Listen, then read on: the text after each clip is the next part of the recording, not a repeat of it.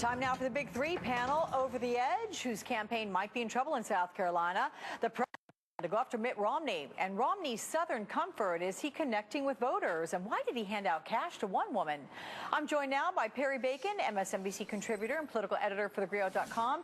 Wesley Donahue, who is a senior advisor to the Bachmann campaign this go-around and a consultant to Mitt Romney back in 2008. And Krystal Ball, an MSNBC contributor and Democratic strategist. Hello, gang. I'm going to begin with you, Krystal. Ladies first. Sure. As we start with Romney in South Carolina, he actually gave cash to a woman who told him that she hard times. Is this a bizarre thing to happen? What do you make of it? It is a bizarre thing to happen, and unfortunately it's sort of typical Romney. This guy might be winning the Republican primary, but he is spectacularly failing the beer test. And I think this is most reminiscent of his $10,000 bet gaffe, which really just underscores the fact this is a rich guy who's out of touch, he's got a tin ear, he has trouble relating to people.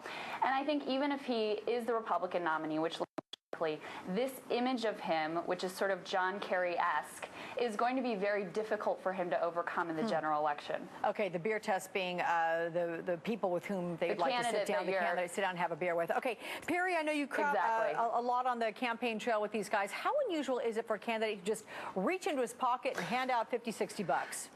This is my third presidential campaign. I've never seen that before. It was a very unique moment. I would disagree with Krystal a little bit.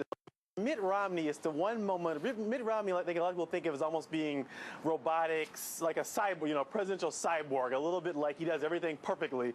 To me, this humanized him a little bit. I mean, it seemed like a normal thing to do. Someone comes up to you and says they don't have, it was a lot of money, it sounds like, but it was a little more of a human thing to do for Mitt Romney. I think it may not actually hurt him and may help him just a little bit in that sense. Wesley, how do you think South Carolina voters are going to read this?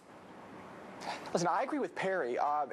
Always come across as slick, robotic, a little bit untrustworthy because, listen, he is so good looking, he is so well spoken. I think anything he does that shows a gaffe here and there, it does make him look more human, and I think that's great for South Carolina voters. I think that's what they want to see. I think that's the problem he had last time. People just, there was something about him they just couldn't trust. So is that something that you had trouble with last time around? Hang on a second, Wesley, because you worked for him 4 years ago, and you just used the word slick there. Is that something that you think was an issue?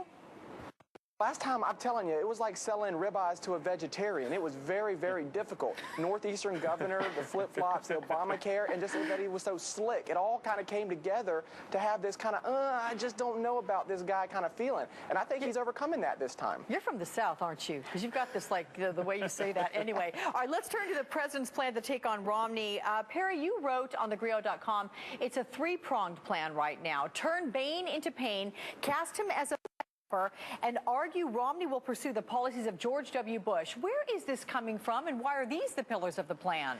These are the things they've talked about for a while. I mean, what you're seeing in the last week or so is the Obama campaign is trying. Romney wants to make this an election about the president and unemployment and just say the president's been a failure. What the Obama campaign wants to do is turn this into a choice, and they're framing Romney as a rich guy, capitalist, someone who laid off people at Bain Capital, versus Obama, the middle class. That's the debate they want to turn. They want to turn this into a contrast debate. Romney wants this to be a referendum about a president who has presided over high unemployment. So that's a big contest where we're seeing already, even before the nomination process is even over. Yeah. Real quick with you, Wesley, David Axelrod talked this morning about being a senior strategist, of course, for the president's campaign. He said the fact is Governor Romney praised the policies that got us into this mess. He wants to go back to those policies. Is this the more lasting argument that's going to be out there over Bain? It might have a better impact in the general election than it does here in South Carolina in the primary. I will tell you, one of my clients, a state house representative, Friday called and said, listen, I don't like these Bain attacks. I'm going to endorse him because of the Bain attacks. And then I saw two other state legislators do the same thing. I think this is probably going to help Romney here in South Carolina more than it's going to hurt him. Okay. We're going to take a quick break, everybody. And Krystal, we're going to start up with you. Again, ladies first on the other side with your Big Three right here on Weekends with Alex Witt. Back now with the Big Three with Perry Bacon, Wesley Donahue, and Krystal Ball. So, Krystal, let's get a look at what you think is going to happen in South Carolina and how fractured of a week it's going to be with all these candidates running around and how nasty it might get.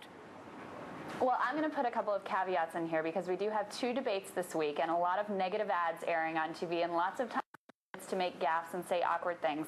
But I think barring anything crazy, I do think Romney will take South Carolina and pretty much be a lock for the nomination at that point. It will be ugly, though. Do you think with Democrats, real quick, that's a good thing because it allows them to really hone in on the opponent, or would you rather have been somebody else? I think that we would have liked to have seen a little bit longer of a fight. We always like to see him get a little bit bruised and bloodied. But honestly, these Bain attacks that have come out against him, even as the Republicans sort of disavow them and step away from them, they're setting a narrative about Mitt Romney that's going to be very damaging in a general election, even if it doesn't impact him that much in a Republican primary. Wesley, you're right there in South Carolina, and you tweeted that you feel no energy on the ground for Newt Gingrich. So give me a look ahead to post-South Carolina. Who's in and who's out? Listen, I agree with Krystal. I think after South Carolina, this is a lock. I mean, I don't see why anybody would even stay in after South Carolina. If Mitt Romney takes the I guess Ron Paul will stay in because he does have that different kind of base of supporters and donors. He could probably take it all the way to the convention. But if your name's not Mitt Romney, you should probably drop out after South Carolina. What do you think, Perry? Give me your prediction on what happens post-South Carolina with the candidates. I think Romney wins South Carolina, and I assume that my guess is Santorum will actually finish in the top 3, and he'll keep going to Florida along with Paul, and that Gingrich and Perry will probably be done after South Carolina because of they'll finish. Okay, well, that's a wrap with you. This Perry Bacon talking with us, Wesley Donahue, Krystal Ball. Thank you so much, everyone. We appreciate your time. That's a wrap of this Sunday edition of Weekends with Alex Witt. You can stay with us. We have headline updates and breaking news.